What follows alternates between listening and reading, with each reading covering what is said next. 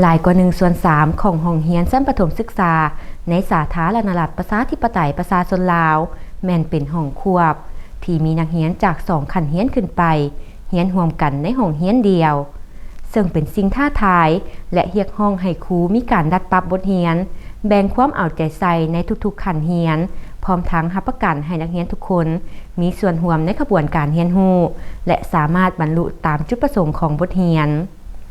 ในวิดีโอนี้ท่านจะได้เห็นวิธีการกักเกียมและการสอนบทเรียนห้องควบ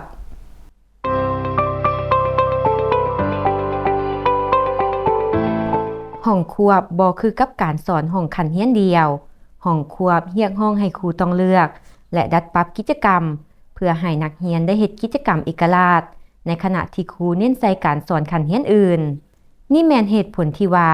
การกักเกียมมีประสิทธิผลโดยผ่านการแต่งบทสอนแม่นกุญแจสำคัญในการสอนห้องควบให้ประสบผลสำเร็จทำอิฐรวบรวมอุปกรณ์ทั้งหมดที่จำเป็นเพื่อสอนบทเรียนทั้ง2ขั้นเรียนรวมทั้งคู่มือครูปึ้มแบบเรียนปึ้มบันทึกของครูสื่อการเรียนการสอนเสริมและหางบทสอนห้องควบแนะนำการสอนในปึ้มคู่มือครูสำหรับทั้ง2ขั้นเรียนเพื่อให้เข้าใจจุดประสงค์บทเรียนกำหนดกิจกรรมและสื่อการเรียนการสอนที่สำคัญท่านสังเกตเห็นบ่ว่าครูได้วางทั้งปึ้มคู่มือครูปึ้มแบบเรียนและสื่อการสอนทั้งหมดที่จำเป็นอยู่เชิงโต๊ะเพื่อกักเก็บบทสอนการดัดปรับกิจกรรมของบทเรียนแม่นขั้นตอนที่สำคัญที่สุดและยากที่สุดขั้นตอนการสอนในปึ้มคู่มือครูแม่นได้จัดเรียงเป็นลำดับอย่างจะแจ้งแต่ละขั้นตอนแม่นเชื่อมต่อกันในบทเรียนห้องควบครูต้องแต่งบทสอนเพื่อให้แต่ละขั้นเรียนสามารถเฮ็ดกิจกรรมเป็นเอกราชได้ในขณะที่ครูเฮ็ดเวียกกับขั้นเรียนอื่นบางกิจกรรมจะต้องถูกดัดปรับและคัดเลือกตามความเหมาะสมเพื่อให้นักเรียนสามารถเฮ็ดเวียกอย่างเป็นเอกราชได้หลายขึ้นท่านสังเกตเห็นบ่ว่าครูได้หมายกิจกรรมที่นำพาโดยครูด้วยลูกศรในบทสอนของเรา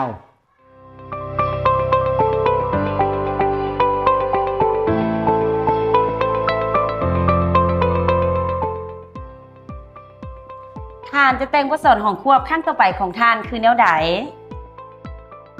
ท่านจะดัดปรับกิจกรรมและผสมผสานระหว่างกิจกรรมที่นำพาโดยครูและกิจกรรมที่นักเรียนปฏิบัติอย่างเอกราชใน2บทเรียนคือแนวใดเพื่อให้แน่ใจว่านักเรียนทั้งหมดเฮ็ดกิจกรรมอยู่ตลอดเวลา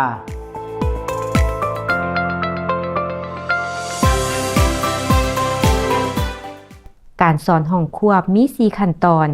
คือกันกับการสอนห้องขั้นเรียนเดียวคือ 1. ขั้นนำเข้าสู่บทเรียน 2. ขั้นจัดกิจกรรมการเรียน 3. ขั้นฝึกปฏิบัติและนำใช้และ 4. ขั้นสรุปแต่ว่าขั้นตอนการสอนดังกล่าวแม้นจะถูกดัดปรับและอาจสอนแตกต่างกันโดยเฉพาะขั้นจัดกิจกรรมการเรียนบางกิจกรรมอาจจะถูกดัดปรับเพื่อให้กลายมาเป็นกิจกรรมเอกราชและให้นักเรียนสามารถเฮ็ดกิจกรรมอยู่ตลอดเวลาถึงแม้นว่าครูจะกำลังสอนขั้นเรียนอื่น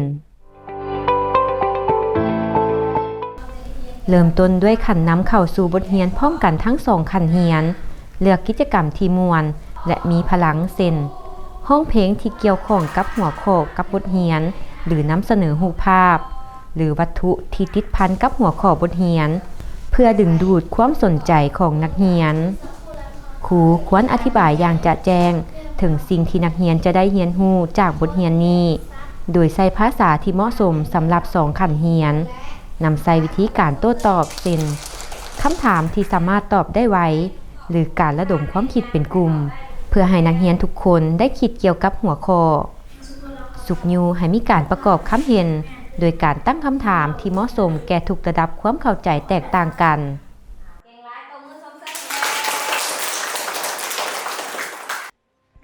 ท่านสังเกตเห็นบ่ว่าครูได้สอนขั้นนำเข้าสู่บทเรียนพร้อมกันทั้ง2ขั้นเรียนแม่นแล้วและครูได้พยายามให้นักเรียนทั้งหมดมีส่วนร่วมตั้งแต่เริ่มต้นบัดนี้ครูมีคำถามสิถามพวกเจ้าเด้อคำถามมีอยู่ว่า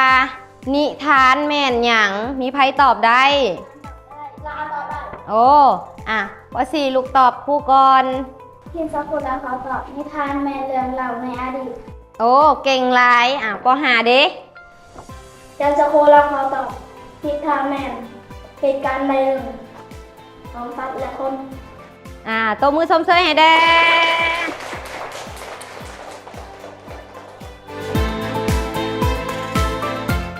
จุดประสงค์ของกิจกรรมเอกราชแม่นเพื่อให้คันเฮียนหนึ่งสามารถเฮ็ดกิจกรรมด้วยตนเอง ในขณะที่ครูกำลังสอนบทเรียนให้คันเฮียนอื่น กิจกรรมเหล่านี้สามารถดัดปรับจากปึ้มครูมือครูและปึ้มแบบเรียนเช่นทบทวนบทเรียนที่ผ่านมา ฝึกการแต้มรูปแบบสร้างสรรค์หรือการตอบคำถามต่างๆ ที่เกี่ยวข้องกับบทเรียนนำใส่สื่อการเรียนการสอนที่นักเรียนสามารถนำใส่ได้เองเช่นไฟล์เสียงหรือกิจกรรมที่ดัดปรับจากปึ้มแบบเรียนเพื่อให้นักเรียนมีส่วนร่วมและได้เรียนรู้ในขณะที่ทานกำลังสอนคันเรียนอื่น ท่านสังเกตเห็นบ่ว่าครูแนะนำใช้เวลาบ่ดนและถึงเป้าหมาย เพื่อบ่ให้นักเรียนคันอื่นรอท่าดน และครูให้กิจกรรมที่นักเรียนสามารถเฮ็ดได้อย่างเอกราชและใช้เวลาเหมาะสมที่ครูจะมีเวลาสอนอีกคันเรียนอื่น พวกเจ้าหลังจากอ่านจบซองกล่องในคำแนะนำแล้วให้พวกเจ้าซองกลุ่มนำใส่บัตรเพื่อสนทนากัน เข้าใจเนาะพวกหลานจะมีเวลา15 นาทีในเพื่อเฮ็ดกิจกรรมนี้ เริ่มเลย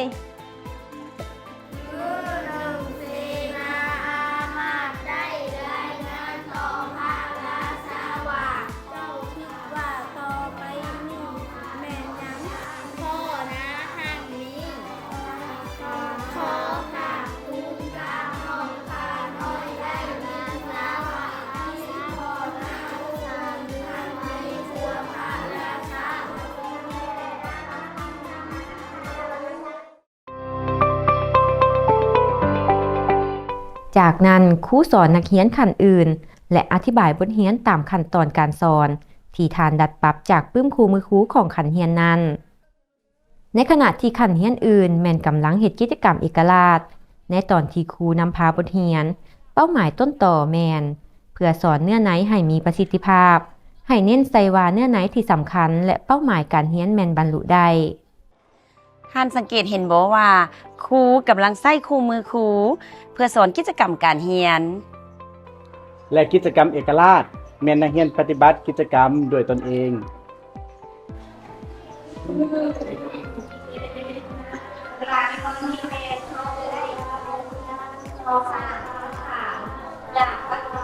ผู้ใหญ่ให้อยู่นั่นก็เป็นบอกเป็นบอกเลยสามคำถามแล้วไม่ได้เลือกอันเลือกแล้วเลยสามคำถามจากบัตรที่ผู้ให้ที่บอกว่าตรงนั้นมีบอกตรงนี้มีบอกนี่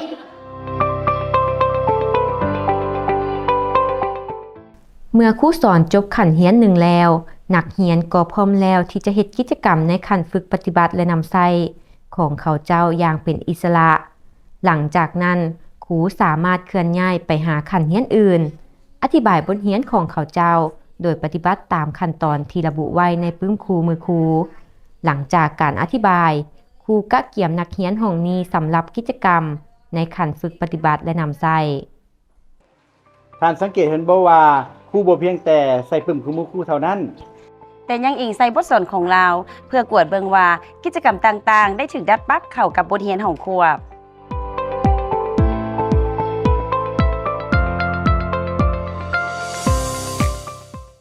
ในตอนนี้ทั้งสองขั้นเรียนแม่นเฮ็ดกิจกรรมเป็นเอกราชอาจจะแม่นเป็นรายบุคคลเป็นครูหรือเป็นกลุ่มน้อยความเป็นเอกราชนี้เฮ็ดให้ทานสามารถสังเกตชี้นำและประเมินได้โดยบ่จำเป็นต้องให้คำแนะนำอยู่ตลอดเวลาทานใช้ระยะนี้เพื่อดำเนินการประเมินเพื่อปรับปรุงผลการเรียนเช่นสังเกตนักเรียนเฮ็ดกิจกรรมได้สำเร็จหรือสนทนาและให้การช่วยเหลืออย่างสร้างสรรค์ที่สอดคล้องกับจุดประสงค์บทเรียนและสามารถเฮ็ดการประเมินเพื่อสรุปผลการเรียนโดยนำใช้เกณฑ์การประเมินแบบรูบิกตามที่กำหนดไว้ในปึ้มครูมือครู ท่าน านสังเกตเห็นบ่ว่าครูย้ายจากคันเรียนหนึ่งไปหาอีกคันเรียนอื่น เพื่อติดตามนักเรียนเฮ็ดกิจกรรม และทานได้สังเกตเห็นบ่ว่าครูได้นำใช้เกณฑ์การประเมินแบบรูบริกจากปึ้มคู่มือครูเพื่อประเมินนักเรียน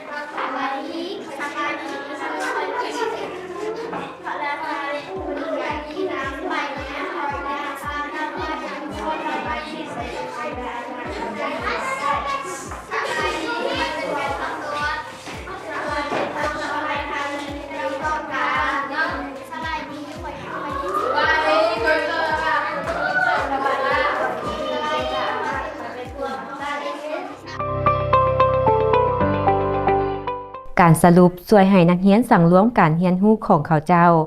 สรุปคืนจุดสำคัญของบทเรียนสำหรับทั้ง2คันเรียน สุกยูให้นักเรียนคิดทบทวน เกี่ยวกับสิ่งที่เขาเจ้าพบเห็นที่ท้าทาย และน่าสนใจเกี่ยวกับบทเรียน มอบบทฝึกหัดหรือเวียกบ้าน ที่สอดคล้องกับจุดประสงค์การเรียนรู้ของมื้อนี้รับประกันว่ามันเหมาะสมสำหรับแต่ละคันเรียน แนะนำโดยย่อว่า หัวข้อบทเรียนครั้งต่อไปแม่นหยัง เพื่อให้นักเรียนสืบต่อมีความสนใจอยากเรียนรู้ ท่านสังเกตเห็นบ่ว่าการแนะนำบทเรียนหรือการสรุปบทเรียนแม่นได้ปฏิบัติร่วมกันทั้ง2คันเรียน เพื่อให้นักเรียนสามารถสะท้อนคืนและมีส่วนร่วมในการเรียนรู้ของเขาเจ้า พวกหลานได้เรียนรู้หยังแน่จากนิทานมีไผตอบได้บ่โอ้อ่ะหลานผู้นี้ตอบให้หมู่ฟังหน่อยลูก ชาวคูรานขอตอบ คนเฮาบอกควรโลภมากโลภะคือกับเสี่ยวพอแน่ โอ้เก่งหลายมีไผอีกเนาะหลานเด้ ชาวคูรานขอตอบ คนเฮาหากมีบ่แม่นพระราชาเป็นทางนี้ได้ โอ้เก่งหลายตบมือชมเชยหมู่แด้